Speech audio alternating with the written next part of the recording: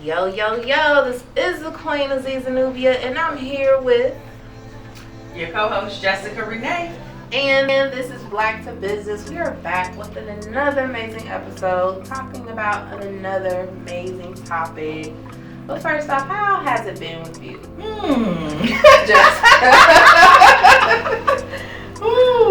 You know, it's a sign of something when how you doing is a loaded question. Right. But I've been well, and I'm excited to be back with you. How are you doing? I'm doing good. I'm excited. The Scentsy Travel Guide has been keeping me super busy. Good. So I'm excited for everything. Good. As you guys know, Black to Business was created so we can promote the Scentsy Black Travel Guide. If you haven't already, make sure you visit ScentsyBlackTravel.com. Subscribe. We have our app dropping July 1st, so make sure that you can get it. But Scentsy Black Travel Guide and Revive Black Scentsy are partnered together to bring you the Black to Business podcast, where we talk about things that entrepreneurs really don't talk about when it comes to business. Mm-hmm. And Jessica's going to tell you a little bit what Revive Black Scentsy does. Yes, so Revive Black Scentsy was created to empower Black entrepreneurs as well as Black-led nonprofit organizations to develop their web presence. So it is so important that you have an online presence for people to find out more about what you're doing in your organization. And so we help and empower you to do that. So really happy to be here. And visit us at reviveblack.com. Hey. So episode 3, we're talking about passing the torch. Mm-hmm. So, you know, our episodes, we talked about how to work with creatives. What was the last episode? Collaboration over competition. Mm-hmm. So we're picking topics that kind of help us to become better business owners, as well as a better business community and working together. And making sure that our Black dollars go back to us. You know, and that's really important. And a lot of the reasons why the Black dollar doesn't go back to us is because of how we do business, how we conduct things. And so it was just really important that when we came together to put this podcast together, that we talk about the things that matter the most. And so today we're talking about passing the torch and what that really means. And I think this is a great topic to talk about because I think one of the reasons why there's just so much, disruption in our community is because there's no unification amongst the older generations and the younger generation. There's like a big disconnect where we don't understand each other. I think I'm at a good age where I'm kind of like in the middle. Like I understand the need for my OGs. And then I also understand the need of the young people. So I think it's very awesome that we're able to talk about this a little bit, just to shed some light and hopefully inspire some thought within you guys to, start passing the torch. So, people might wonder, what does actually passing the torch mean? Yeah. And I'm someone, I like to break it down and simplify it as much as I possibly can. I think it's really about communication. Yeah. Because I'm also part of that sandwich generation. So kind of in between, have blessed to have living parents. So getting that wisdom and people from my family, but then also have young people that I'm around and can interact with. And so I think the main thing, like you said, is understanding each other. But when it comes to passing the torch, it's about communication, and it's a two-way communication. Yeah. So we have to be open to listen to what our elders are saying to us, but I think our elders should also be open to listen to what we have to say. So it's a two-way communication. It's definitely a two-way communication because a lot of our elders, no shame, no offense. Like I got a living grandmother, my parents still live, thank God. But it's like, it is something I have to check myself with my children because you're older. You feel like you know more and can't nobody tell you anything. You don't have to listen. And that's not always true. Like it's not always true. You have to be able to communicate and understand that times are changing.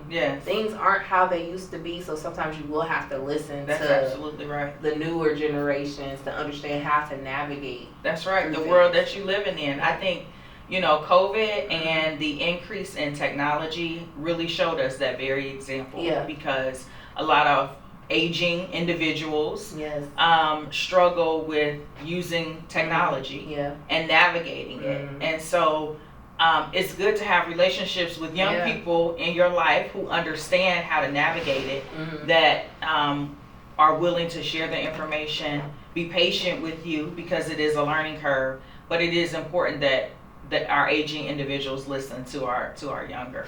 I think it's really important. And this is one of the things that excites me about the Cincy Black Travel Guide, because part of the reason why this is even possible is because of the Cincinnati Music Festival, which caters to a lot of the older demographic, because it's centered around old school music and old school artists.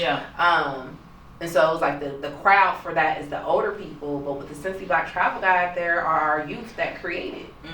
So it's kind of like, in my way, I'm like, where I'm kind of unifying and kind of closing a gap that, because I have the youth creating the travel guide and covering the events and learning about the history, and then introducing this new piece of technology to our older generations, so they can be up to date. Because I know a lot of people were saying, well, with the guide, why don't you just print out some copies?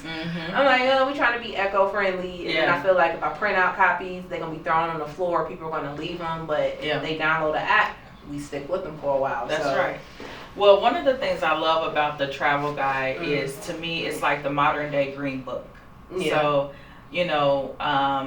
and our ancestors had to use paper and actual, something material that they could travel around that would let them know like what places were safe for them to be. And so, it's a twist to that. It's the modern day green book, but it's digital. So, it's cool. I'm super excited. So let's talk about what are some ways that we can close some generational gaps. Like, first off, what do you think generational gaps are? Well, kind of, what I mentioned earlier is really a misunderstanding. I think that's where a gap begins. So it's a misunderstanding and then a lack of communication. But I think also like a willing spirit, and community is also a big one that I think is causing the increased spread of the gap. Like being around family. And just living in the same household. Like, sometimes I wonder if the construct in America of us moving outside of our home when we reach a certain age, is that healthy for our children and our community? Like, is that something we should subscribe to? Because you learn a lot of lessons when you're out on your own. But if you have a great relationship with someone who's come before you, who may have experienced something that could help guide you on your way, then why not have that relationship where, they can pour into you. Right. So, just some thoughts that I have when it comes to the Black community and our generational gaps within our community. And you hit on something that's really, really, like it's kind of mind-boggling. When I was little, I was an 80s baby, so shout out to the 80s baby. Hey. So one of the things I could say that was really rich in my childhood was the sense of family. Always together for every holiday, cookouts, summertime. The family was always together. Even, everybody, my grandma's house was the hub of the family. So anytime I went to my grandma's house, I'm going to have some cousins there, aunts, uncles there, and everybody communed together. And even back then, it wasn't just on holidays, Sundays. We was all together. And that sense of family was really, really strong. But as I began to get older, it's like more... that love is gone. Like, especially with the older generations that brought those traditions and kept those traditions. As I'm noticing we don't have that many family functions together, or you don't invite people over your house. You always want to be by yourself and not want to be around your family. But then when you look at other cultures, they're all together all the time. They're and it's like, what happened within our communities? What's targeting us to be this way? Because this isn't where we came from, and it kind of makes you think: is it by design that this is happening? Because you can definitely see like how like the more richer our community is getting, the more divided we are becoming, if that makes sense. Yeah. But I wonder if it's also geographically too. Okay. If that's a thing. Okay. I don't know. It seems like maybe places where it's warmer. I don't know. I feel like it aids into that sense of community and family where you can just walk and go. I don't know. Yeah, I don't know, because I know I did move down south. Like, I started noticing the divide within generations, by the time I became a teenager. And then my mother moved me and my brother down south, and you definitely seen it was more closeness there. Like, people were so friendly and more welcoming. So it could be geographical. It's a lot of different factors, but I know that is like a big reason why there are so many generational gaps. We don't spend enough time with each other anymore. Yeah. And it's so important. So talking about passing the torch when it comes to business, tying that all in, why does this matter? Man. So many reasons. Listen, it is hard work running a business. Yeah, it is. I'm going to just put a period right there. Like, it's really hard work running a business. And so when I think about passing the torch when it comes to businesses, I don't want my hard work to be in vain. You know what I mean? Like, I would love to be able to pass it down to my daughter or keep it in our family line as a way of self-sustaining my family and my legacy. And so when we talk about passing the torch, we have to make time to communicate how we are operating our business. And even more, write down our business practices and our operations. That was, to me, write down how we do things, because we take for granted all of the things that I use the I statement. I take for granted the things that I can do in my head and just know to do, boom, boom, boom. But if somebody is coming in and had to take my place, would they know how to do X, Y, and Z? Right. And so it's important for us in business to pass the torch of how we are, especially family-owned businesses, how we are operating our business, so that our future generation can take it to even greater heights than what we've taken it. Yeah, and that's something I think about as well. Because my business, I want it to last. I don't want my family to sell it or someone else to take over it. I want it to be a part of our legacy, and knowing that we have this multi-billion-dollar business in our family is going to support the family. And making sure that, I have someone out of my 7 kids. Like one of them one of y'all needs to be running this. That will want to grab the torch and appreciate what was built to keep it going for the family, and not want to sell it off. I know on my mother's side of the family, her mother's father side of the family, I think it's my great grandfather, they had a lot of land in Alabama. They had so much land that they called it Myrieville. His father was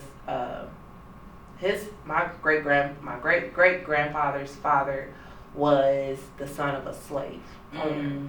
And so one of the things he passed down, which was fortunate, because back then they didn't take care of the the babies they had with their slaves, but he did give his son land, and his son passed it to my great grandfather. And when my great grandfather died, he had, I think, 9 children or 11, one of those. But they decided to sell the land. And not keep it into the family. And they called it Myrieville because every time one of his children had children, he built the house on the land. Wow. So it was called, and my family's last name was Myrie. Wow. And they sold the land to a pollution, I don't want to say pollution, but some type of plant. That bought the land. Yeah, a chemical plant that brought the land in Alabama. Wow. For and this was back, I don't think I was born when they divvied up the land and sold it. I know my great grandfather didn't want to sell it. It was they took it to a vote, but it was only for a few million.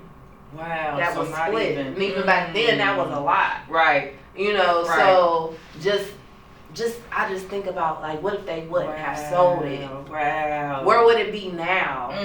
What would be done now? And those are some of the things that I think is important that we're having this conversation when it comes to our business. Is what's the longevity? What's the how we're going to keep it going, and you pointed out something. Keyshawn, write it down. Write down how does the business operate? What's the plan? You can't keep it all in your head because if something happens to you again, you don't. Who's going to pick up the torch? That's right. And it's so important. That's what's going to keep our businesses alive. A lot of people want to have businesses and sell them, but it's like, how are we going to? Like they didn't sell Warner Brothers yet. Yeah. You know, Procter and Gamble is not sold yet. Even Kroger's, the family still has some type of role in the business. So it's super important that we really think about that when it comes to building our businesses and legacies. Yes. Yeah. So good. When people say unity over everything, what do you think that? What do you think about that? Is that true sometimes? Woo. Especially in our people. Lord. In business. You know, I know our next few episodes are going to be talking about some of these things that kind of prevent us from unifying. But do you think it's important that, you know, Black people, we know we got to have unity over no matter what, as long as we have our code we stick to? I do believe that. I believe that unity among Black people is important. I do also believe, because my therapist, shout out to my therapist, said that two things can be true, right? So while I do believe that unity is important, I believe also in boundaries. Yeah. And I believe that thou shalt not cross my boundaries. And so if we get to a part in a relationship where maybe it's better that we not unify, then I think that should also be true. Yeah. Because I don't think one should suffer for the sake of that. Yeah. Because I think there's a community of Black people who believe in unification, and I believe those people should stay together. Yeah. And I think that there's also other people that may not be their agenda. Yeah. And so it will make it very hard to be able to operate with that person. Yeah. That's just, for me, that's kind of the black and white that I see it as unification, because I would hate for unification to become destruction. You know what I mean? And keep a group of people who are supporting a common goal from accomplishing that. Yeah. Yeah. Definitely unification, but having boundaries. And then also, like, what are we unifying for at the end of the day? Is it for, you know, to make sure, for example, this is where the Black dollar and our spend comes in at, you know, just unifying and making sure that we spend with each other. Right. You know, that does a lot. Yep. Than anything. That's right. They say money talk, right? Yeah, like before you spend outside, like before you spend, you know, before you spend some dollars, make sure you can spend it with your race. Because that is important. Like our people generate trillions of dollars every year, and we don't get half of that back within ourselves. Again, a lot of the times it's because our lack of unity, but then our business practices. That's right. How we do things. That's right. Just being intentional. That intentionality of I'm going to support Black owned first. Before I go outside. Yeah, and I really do feel like if we do that, you know, we can start seeing a lot more improvement within our businesses, and just support. Like I know just with the travel guide, one thing I do appreciate out of all the organizations and all the event organizers, you know, I love the support that the city officials have given me with starting it. But it Black Tech Week, which is owned by black people, you know, because all the other organizers ain't Black. They saw the value immediately in what the Cincy Black Travel Guide was, and the one thing they asked me was, how can we support you? You know, just those type of things, those little things, they help us unify, because I'm like, oh, how y'all can support me? I wasn't thinking about that, but they saw that value. And that means a lot, because one thing I am noticing with the travel guide and just our promotion, like the people who I thought would just love the idea, who don't look like us, ain't fucking with. They sometimes get to the point where they're copying, you know, and it's in that type of situation. If I didn't have the Alicia Reeses, who's over the Cincy Black Music Black Music Walk of Fame, or the organizers from Black Tech Week who are Black and understand to help lift it up, Since the Travel Guy probably wouldn't even be here or have that much traction. You know, so it's just so important that with Black businesses, when we are in positions to help lift each other up, let's do that. You know, like we gotta get out of it, because if it didn't have it, it's like like Alicia Reese was the first one to agree to the interview with me out of everybody, and I asked everybody, and then once she like, okay, let's do it. Like we support you. She could have said no. Right. But they saw the value. That's right. And now everybody else is like, okay, like let's support that, let's support that. But you know, it's just so important. We got to start unifying more. Yeah. Yep. Yeah. Definitely unifying, talking to one another, sharing with one another. We referenced this in another episode, but it's a garden. Out there for us. It's not just a pot. It's a garden out there for us. And I think when we dismantle the mindset of lack, then there is abundance there. So because that's so important when it comes with us. That mindset of lack within our community is what inhibits us from working together to make it bigger for us, because you know, the others, people that don't look like us, they don't want none of us to get a piece. And it ain't because they're afraid there's nothing to go around. It's more so like, we don't want y'all to come take over, because we know what your potential is, and we know what we can do. So we just want to keep y'all in this little, only let a few of you guys in, because if we let all of you guys in, it's gonna mess everything up, and we ain't gonna have no control. So when we can unify together and help lift each other up, then you know we can come into these bigger, like and I hate to keep bringing this up, but the music festival alone is Cincinnati's biggest tourist attraction. It brings Cincinnati the most money every year out of everything that happens this year. That means a lot. And what is it based on? Us. They don't got Taylor Swift out there singing. It's Mary J. Blige that they're bringing. It's the OJs that they're bringing. You know, and it's makes the most money for the entire county, this region. Out of every event that goes down every year. That speaks volumes of our power, our contributions, and them Black dollars just bringing that money in. It ain't nothing else. That's right. It's Black dollars. It's y'all buying the tickets, drinking the liquor, airport, hotels, you know, going to support vendors, you know. So I just think it's really important. Bridging the gap within the generations, working together more, loving on each other more, supporting each other more. That's like the things that help businesses to grow and to flourish and to support. That's right. And we are the generation of business owners to do it. It is us. It's on us. So let's leave the mark, baby. Hey, I'm passing the torch. I can't wait till when I pass the torch, I'm retiring. I know that's right. My kids are ready. I know that's right. To take on this big old table that I done built.